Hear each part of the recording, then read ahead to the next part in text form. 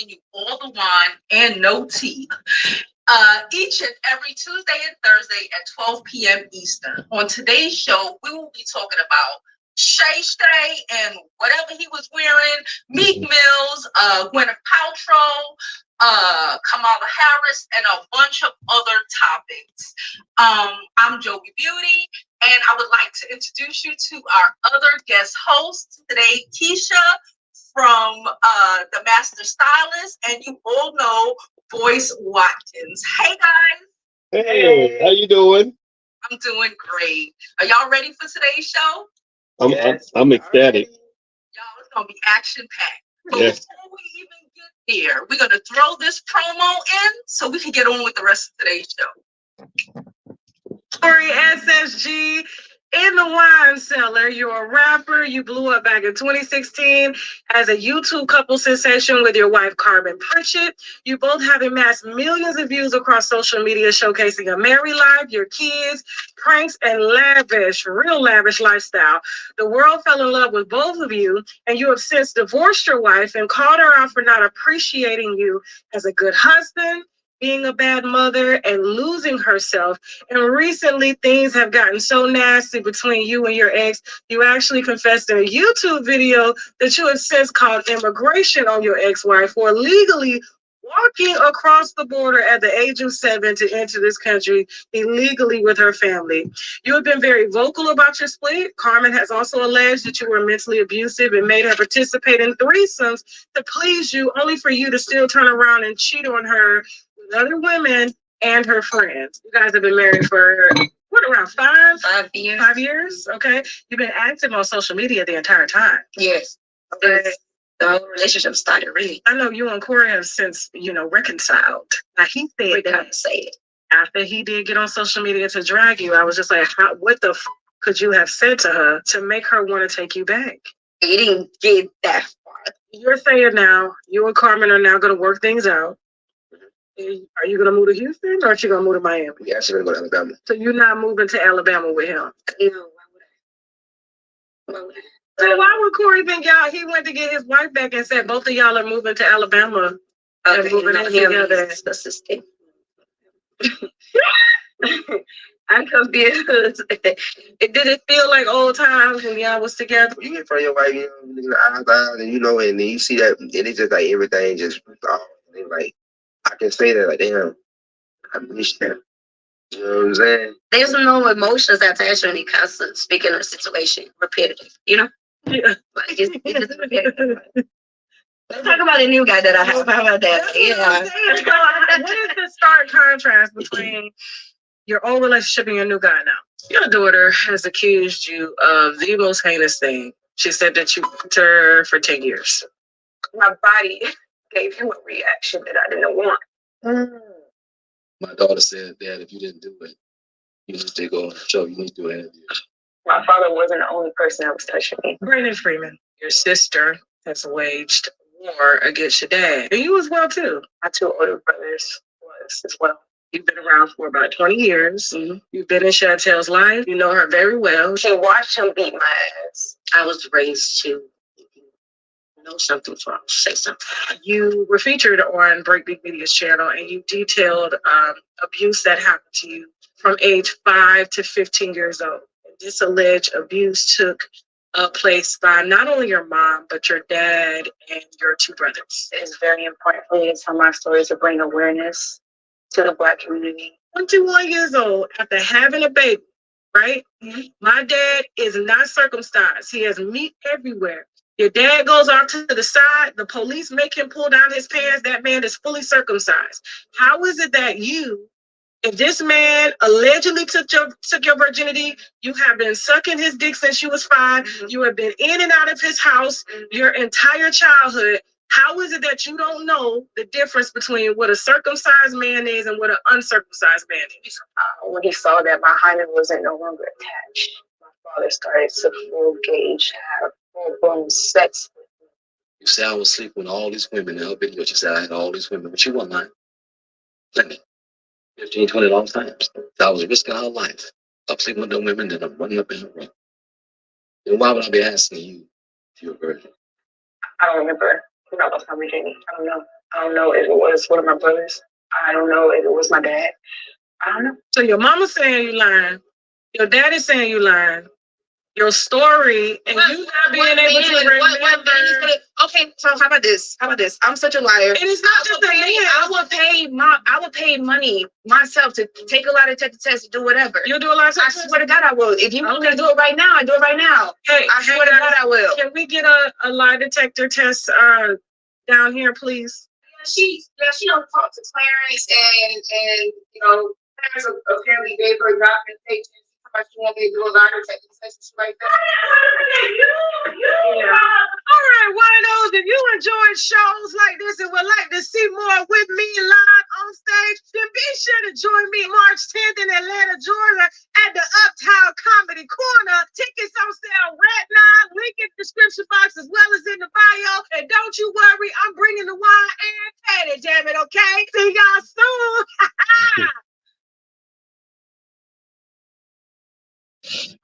Okay, y'all, I gotta find out what happened to that lie detector test. But before we even get into today's topics, I want y'all all to be sure to catch Tasha K live on stage. All right, tickets can be purchased at TashaKOnStage.com, and Lena is up next this upcoming Sunday, March 10th, at Uptown Comedy Corner. All right, the first show is already sold out, but there's still a few tickets available for the second show.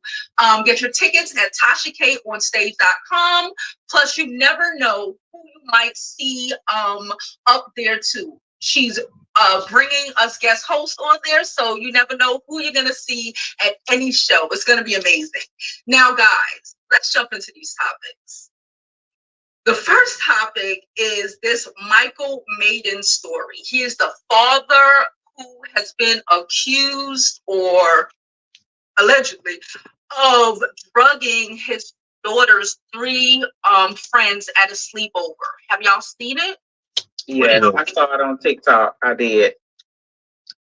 So what do y'all think? When I seen it, I already knew that it was,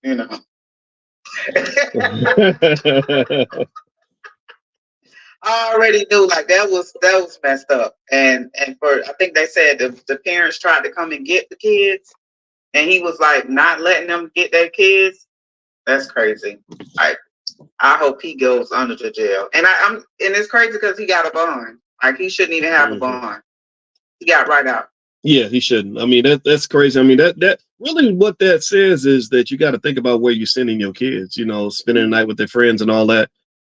You don't know what's going on in that house. That there could be a pervert right there in the house around your kids, and that happens a lot. Like, I think that's the benefit of something like this being seen publicly, is you just know, like, there's all kinds of debauchery out there, and I just really think that there's nothing extreme about parents that just say, no, my daughter or my son, even, because sometimes they want your son and your daughter. They're not doing sleepovers with anybody until they get to a certain age, and then maybe even giving them like a safety plan and all that on how they can make sure that if something does happen, they can respond appropriately and make sure that, that things happen the way they're supposed to. Yeah, I'm gonna say I really I feel great that one of the little girls followed her gut. He was trying to force them to drink these smoothies, and she was like, nah. And he came in, from what she said, keep like checking to see if they were breathing, if they were awake, and she felt weird. And normally when you feel weird sometimes as a child, you don't act on it because adults and whatever.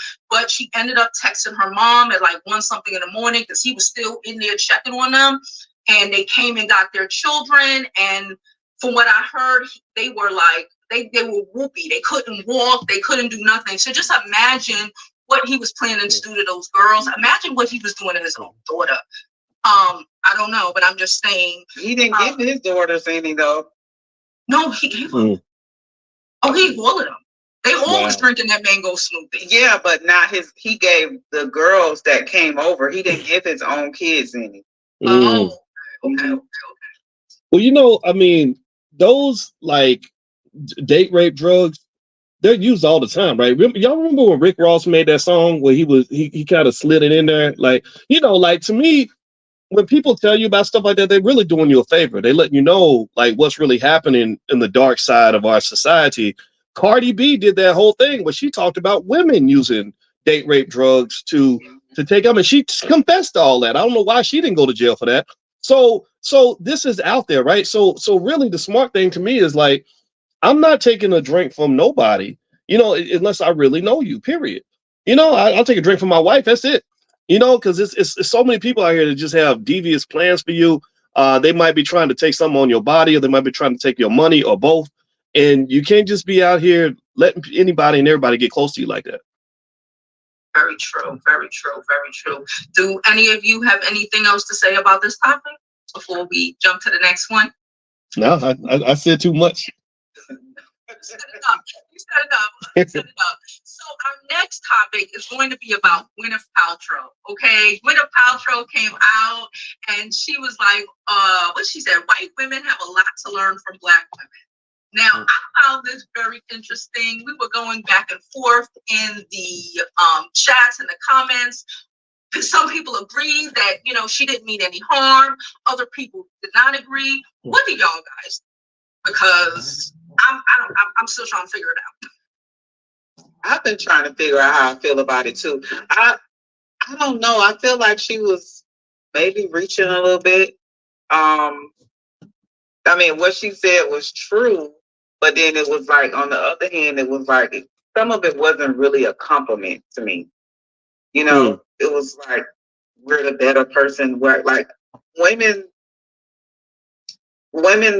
that's how women are, period, not just white women, and I think she just, I don't know if it was like a sympathy thing or what, but I don't feel like it just was, that wasn't a compliment to me. A lot of stuff she said, it wasn't. Yeah, I can see that, because the whole we're authentically, amazing. Like, it's the struggle, in my opinion, that Black women have to go through to be able to even learn that, right? We have to go through life being Black women. So yeah, we have to have each other's back for, to an extent. And I don't know. Like I said, I'm still trying to figure it out, because I see where she meant to give us a compliment, but it kind of felt a little backhanded.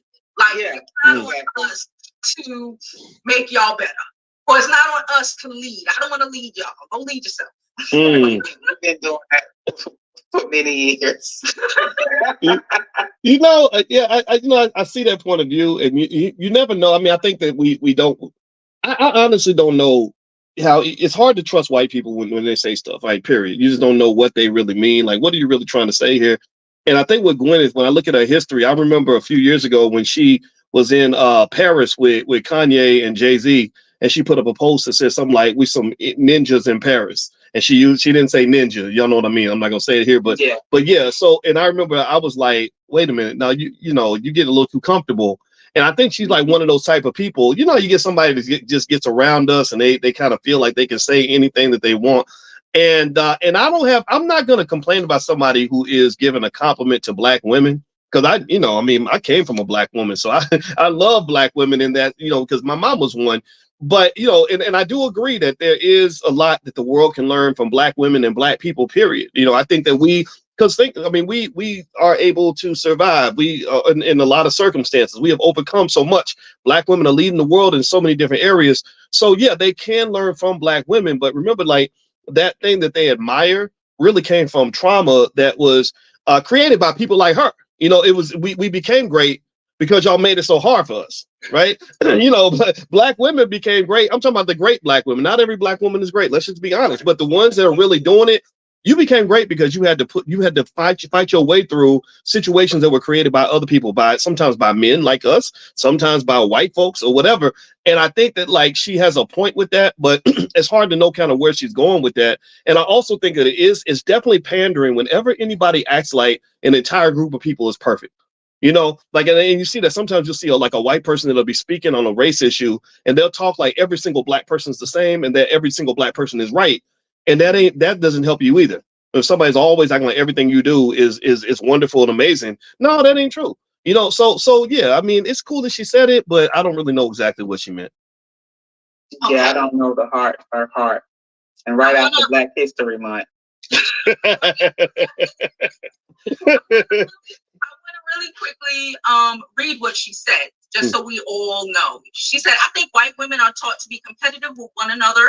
In my circle of Black women, they do not do that. Then she went on to say, my Black women friends know themselves, love themselves in a way that I think white women are not taught to. I think white women are taught to be competitive with one another, which is something I've tried to work so hard to dispel, because I don't believe in competition between women, but we're raised to be competitive, to be jealous, to look over each other's shoulders. So that's the gist of what she said, for those who did not know what she said. So Black women can't be competitive with each other. They don't get jealous. I mean, that's a human trait.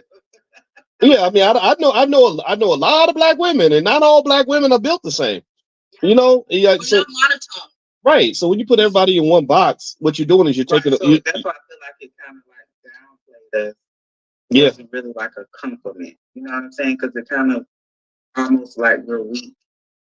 You know. Well, it was just pandering. That's me. That's what it is. It's just like, I'm a white person. I'm gonna say something nice about Black people, and y'all gonna clap for me. And I get it, but really, I think that if she wanted to address the problems with white culture, she could have done that without necessarily bringing us into it. Because you think about it, right? Like, white women have a special privilege that nobody else has in our society. Like, white women are, they're the most fragile because they have the highest like suicide rates and all that. The lowest suicide rate is Black women. And then also the other thing about white females is that they are the least likely to like go to prison and all that. Like, Black men, we're the ones who get sent to prison. And so a Black man and a white woman can do the same crime, and the white woman, they'll let her off with parole. The Black man will get 20 years. So white women have always been kind of pampered in a certain way. And I think they have to have their own conversation with each other about how you're just treating other people, period. I don't think they need to necessarily just look at us or bring us into the discussion. Right.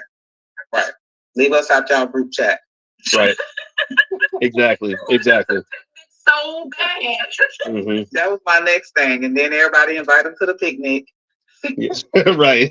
Yeah. Gwyneth will be at the barbecue. Wait, hold up. But speaking of the barbecue, let's jump on this next topic. Kamala Harris. Boyce, I know you want to get into this topic, so I'm gonna let you lead this one. So Kamala Harris had a gathering for it was mostly Black college students, and there was a girl who circulated a video which they was playing Sexy Red at the house. Now, I'm not saying people can't like Sexy Red, it is what it is, right? But I don't know if Sexy Red is the best representation of what we are as Black people. I think there's so many other things we got going on other than like it's always like a race to the bottom. They pick the lowest common denominator. My wife is she does a whole lecture series about the stereotypes of Black women. She talks about the sapphire stereotype, the Jezebel stereotype, the mammy stereotype, and the one of the gold digger and the angry Black woman and all that. And they always lean on those stereotypes.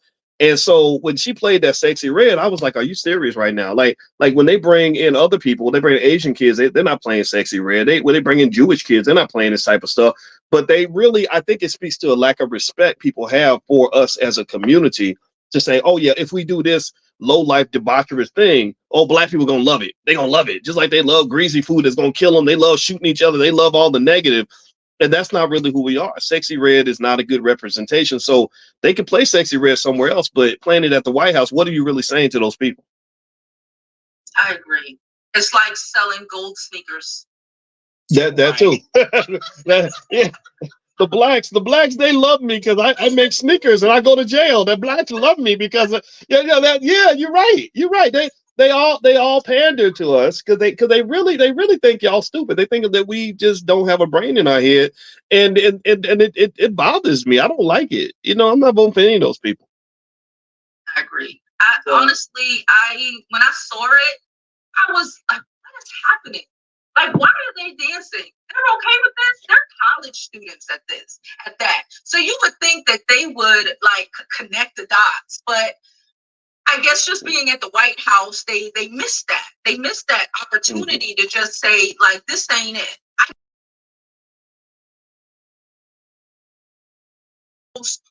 Listen to what you want to, but like the representation and how it makes us look it's nasty work, in my opinion. It's nasty work. And she is in my opinion, pandering, and ain't enough. I'm gonna say this: ain't enough black in her to be acting like this. Yeah, can't look at like that much black. You know, and she works it, don't she? You know, it's just kind of one of these things where you gotta like really look at it like this. It's real simple to me. It's like if I got two daughters, right? And I look at if you look at Sexy Red in her life, like my heart goes out to her, right? But it's clear she done been through trauma, abuse, probably some assault. Um, she does not seem like she's in a space where she's happy, right? And like if you think about it, any child that lives a life like hers is not going to be a happy child. So if you want black children to be happy, why would you want them looking up to people who are not? Why would you want them even looking at a Sexy Red life and thinking that any of that is good or glamorous? It's no different from how they used to try to send the black boys to prison. They put it in the music and made prison seem cool. And thank God for Tupac. Tupac said there ain't nothing cool about this. This is not fun. This is depressing. You know, so I think that that's what we got to look at. So maybe without even criticizing, because when I've talked about it, people get mad. They say, "Oh, you just hating on a black woman." I'm not hating on her. This is really love. It's really just saying like, if we love our girls, we're gonna say like, okay, look at this life. Look at the life of a stripper, of a drug addict, of somebody who's been shot at, and all this other stuff. Is that really how you want to live? No, I don't want my girls living like none of that. I want them to be happy, educated. I want them to have wealth. I want them to be successful. I want them to wake up feeling good about life, not to the point where they on the verge of, of doing something drastic because their life is so bad. So who was the DJ? Was it just like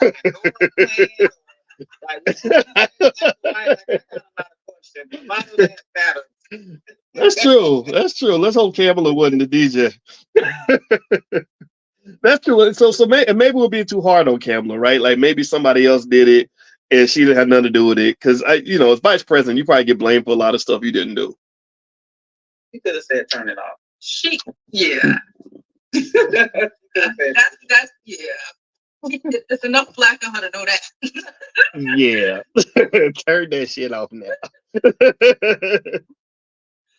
Okay, guys. So next, I want to talk about this whole Christina Mackey situation and her alleged breakup with Rick Ross. Listen, we told this girl, I told this girl, everybody told this girl, stop talking. The minute you be talking about my man all over social media is when your man got you out here looking like a fool. Okay. So recently she did she was live streaming at the gym and a song from Rick Ross came on and the look on her face was like, and then she just shut the mouth. Wow.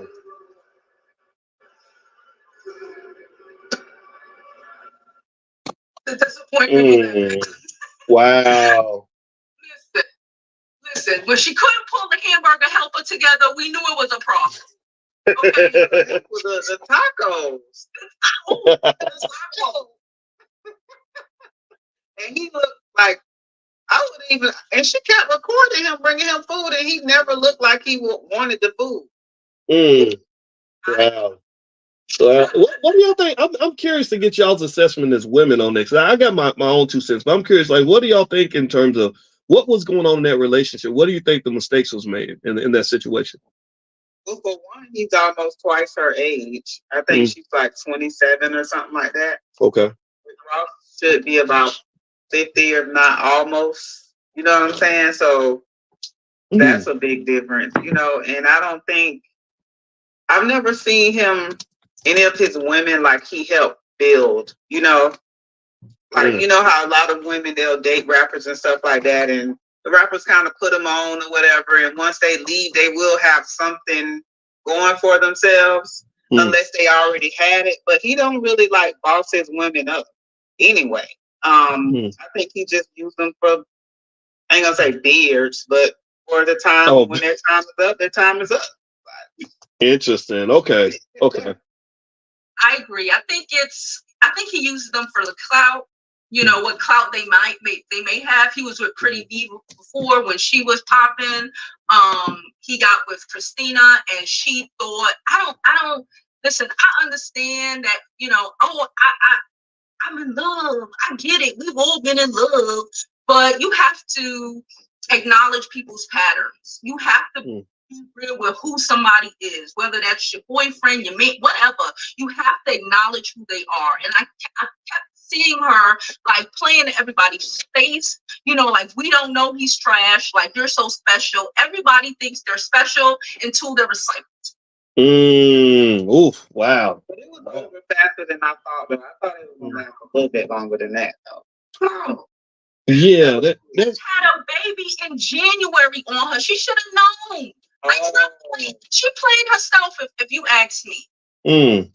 Yeah, that's. It didn't help that she couldn't even cut up the lettuce properly for the tacos. It did not help the situation. Yeah, well, you know what? It's yeah, I asked y'all's opinion on it because I'm really trying to really understand it from from different perspectives, because I agree with you, right? I think that I never understood, just as a person who I was raised by a real man who was responsible, intelligent, and accountable, you know, and he was a tough man. You know, my father's actually killed people. He was a soldier and all that, but he also just had values about how you conduct yourself as a man. So what happened as a result of that is I have zero respect for a lot of these rappers, because a lot of these guys are just, you know, worthless dudes, like in terms of how they carry themselves, not as human beings, but just their behavior. Think about this, right? What kind of man is somebody you want in your life who is having sex with everything that moves, probably got every STD in the book, throwing his money away, putting it in stripper thongs and killing his generational wealth, celebrating ignorance, trying to be as dumb as possible, glorifying the murder and the death of black people, like that? There's nothing, and then glorifying extensive use of drugs and alcohol. Well, we got so many kids out here that's like gone off drugs and everything before they even get a chance to live. You 18 years old and you hooked on stuff that's going to damage your brain for life. You ain't coming back from that. You ain't coming back from fentanyl and Molly and meth, and that stuff murders your brain. So here's my point, right? So when I see some of these guys, I don't get it. I really don't. Like, I don't understand why we celebrate that. And I also don't understand why women will be attracted to that. You don't want that. You don't want a man like that as the father of your kids. He's only going to hurt your child's feelings. Your baby's going to cry every day because daddy ain't nothing, right? Trying not to cuss, but y'all know what I'm about to say, right? I got that from my daddy too. So here's my point, right? With Rick, he's almost 50 years old.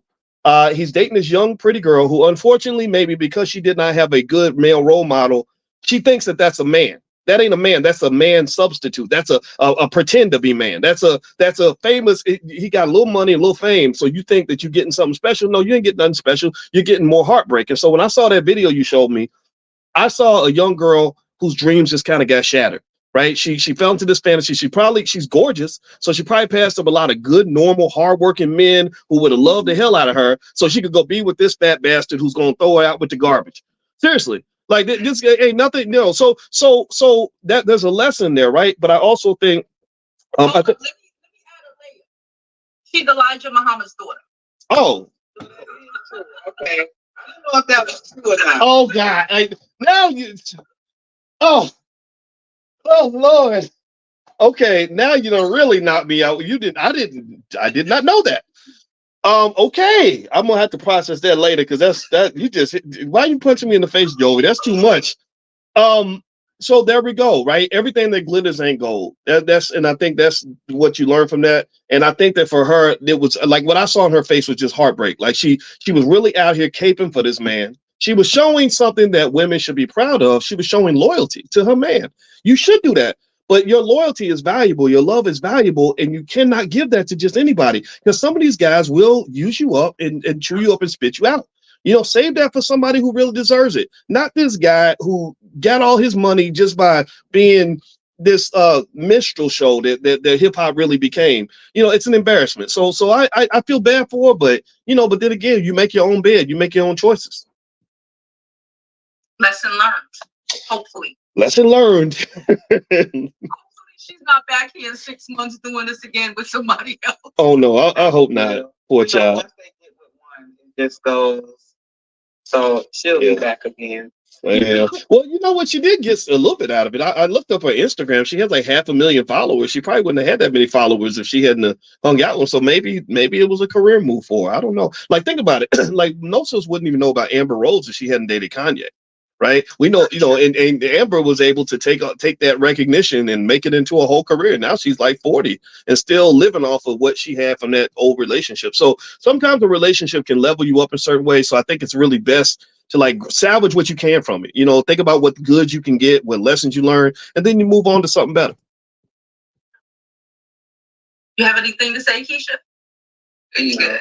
Okay. So we're going to jump on to our next topic, which is Terry Crew. Okay, so Terry Crew recently had an interview, and they asked him about the Taraji P. Henson situation and pay. And he went on to say that, one, he did not get paid for training day, and he thanked Ice Cube for the payment for $4,000 payment for Friday. What do we think about that? I like it. I actually just see a man that doesn't have, he's not prideful, and he had gratitude.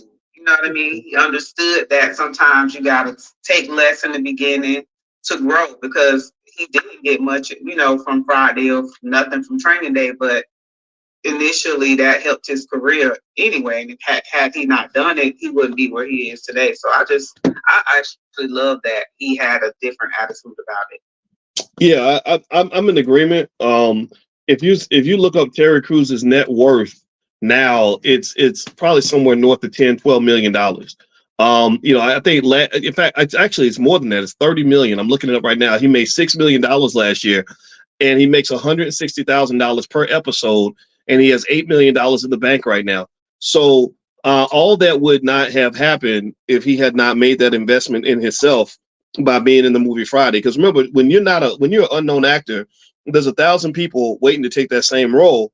And so what Terry did that was very smart was he said, I'm going to go ahead and make this investment in myself. I'm going to build my brand, build my name up, and then I'm going to make my money later. And that's just strategy, but unfortunately, a lot of people, they can't see a good opportunity unless it comes with a paycheck. And most of the best opportunities that you'll ever get are not going to be attached to money.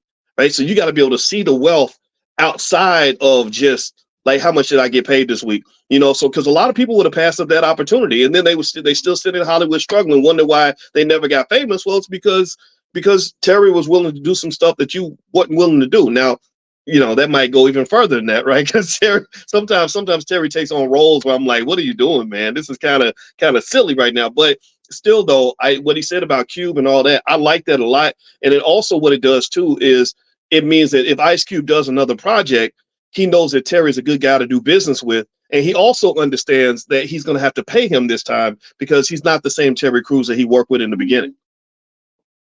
I agree 100%. You have to start somewhere. I believe you really have to start somewhere. You can't come out the gate just expecting people to pay you millions and billions of dollars. You have to work up to that, and like you said, his net worth right now is good. I, as well, do not necessarily agree with all the roles that he played, but listen, that's on him. He's making money. He's taking care of his family. And there's a lot of people, I think a lot of people out here just think that things are supposed to be handed to them. Like nothing in life comes for free. You get nothing out when you don't put in hard work. There's people right now who, like, there's a gentleman right now who's running around upset because he made a dance and a rapper is now using it on her tour. Y'all know what rapper. Okay, and he's mad about it, right? But like, you were essentially, nobody knew about you. You should have took, in my opinion, you should have took the tickets, you should have took the promo, and next time you could have then asked for a bunch of money. You have to start somewhere. Everyone does not just get to I think I deserve. You have to prove what you are worth. Yeah, that's a good perspective. I saw that, Jovi. I saw the thing with the guy. We can't say. Should we not say the rapper's name? I don't know. Because I don't know. I don't want. I don't want Tasha to have more fights with rappers, but. It's okay. Yeah. Okay. Yeah. It was Nicki Minaj, and I saw where the dancer made up the routine and all that. I get what you're saying, right? I definitely agree. You got to start somewhere, but the way he described it sounded like they just offered him a bunch of BS. They were like, I don't think they even offered him $100, and they offered him like 2 free tickets. Was that right? I think they offered him tickets, backstage passes, and I guess promo on her social media platforms. That's what I understand. Well, then that does have value because just one post on a Nicki Minaj Instagram page would probably be worth at least $500,000. I think the Kardashians charge $2 million per post, right? So, and I don't know how many followers Nicki has, but I know she's got a lot, right? So really, I think that if that's the case, if they did offer him the chance to be on her social media and all that, he probably should have talked to some people first before he decided like what to do. This is why, like, I think like whenever I'm not sure about a decision, I'm like, I don't know if they're trying to screw me or not. I'll go talk to somebody who can help me understand, whether this is a good deal or a bad deal. So for him to just flat out say no, thank you, and then to go to war with them by posting on social media, well, let me tell you what they did to me. I don't think that's going to really be beneficial to him long term. I think he could have created a relationship. Yeah, I agree. Because now people are going to see how, even if people wanted to work with you, that's going to deter them in the future because now they feel like, if we do something you don't like, the first thing you're going to do is run the social media. Yeah, right. People that run businesses are not going to want to mess with you now. Like they're like, okay, so because that's the thing. Like, with my wife being a relationship therapist, I learned a lot about relationships. And one thing about it is that people have to feel safe dealing with you, right? They have to know, like, okay, if you get upset with me, are you a person who's going to go ballistic and try to burn the whole house down and destroy me? Or are you a person who's going to try to work it out and figure it out? And I think that's important to know, like when you talk about marriage, or you talking about friendships, or you talking about business, because you can't do business or you can't build a family. You can't build nothing with somebody who just gets mad and throws a temper tantrum, So really, I think he sent a real bad signal by even doing that post. I wouldn't have done it. I would have just kept working with him somehow, or got some, brought some people in and said, okay, let me talk to my lawyer first or something like that. I don't think I would have just went and attacked him on social media. And Nicki Minaj fans like the Beehive, like they gonna buy whatever she They will. That's his advantage, like for real. Yeah. He could be like, I sell socks, with my face on it. Can Nicki tell everybody to go buy my socks? Shit, you make $100,000 real quick off of that. He should. He should have took a lesson from Terry Crews and say,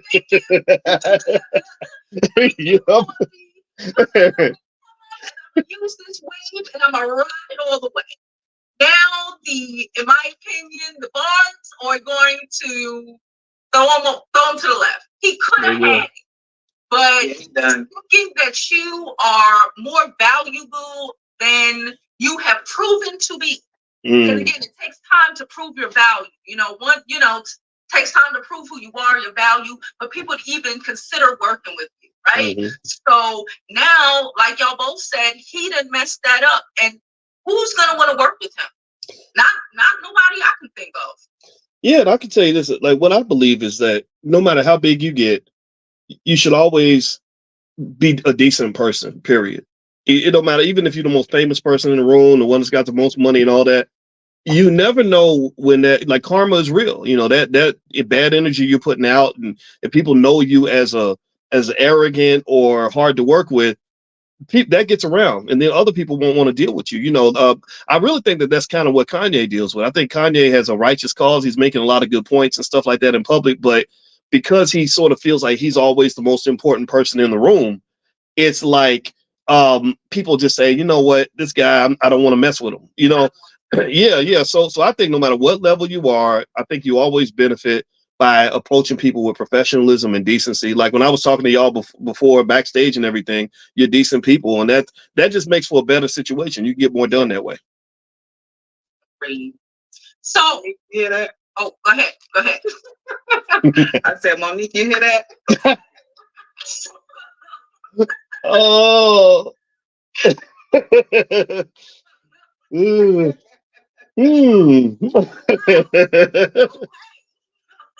Yeah, are we able to talk about Monique for a second? Okay. Yeah, you know what's funny? My wife brought up Monique one time when she was saying that one of the things that Monique did that kind of hurt her position a lot was when she stopped being funny. Like, most of the time when a comedian has something that they are mad about, they always start off with a joke to remind you that they're funny. Like when D.L. Hughley was responding to Cat Williams, first thing he did was he made a joke. You know, that's what they always do. They always joke because they want to remind you, like, I'm talented and I'm funny, and comedy is my superpower. So I feel like when Monique got super serious and started sounding like Cornel West, or you know, like real serious, you know, like look, you know, here's what's going on. You know, I think that kind of made people say, wait a minute, but you're a comedian, like.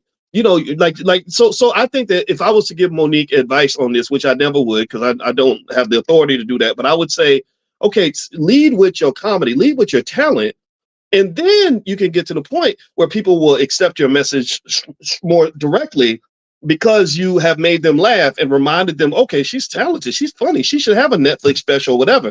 But when you coming in there just like she comes in hard, you know, like you know, Sister Soldier hard, and I don't know if that really fits what she's trying to accomplish as a comedian. No, she started using the stage as her place to vent instead of telling jokes like she used to. Yeah, just tell more jokes. Even Cat Williams said a lot of real serious stuff. He led though with a joke. Dave Chappelle says stuff that would get you canceled in a minute, but he leads with a joke, and then people take it in. So just lead with the jokes. Be funny first, and then get serious after that. So guys, we're gonna go to a real quick commercial break so TK can pay these bills. But when we come back, be prepared because we will be discussing, okay, defending the sexuality of Black men. Y'all seen what's been in the headlines? We're gonna be talking about Meek Mills. We're talking about Shay Shay. We're gonna be talking. So be prepared, and we'll see you in a minute. Corey SSG in the wine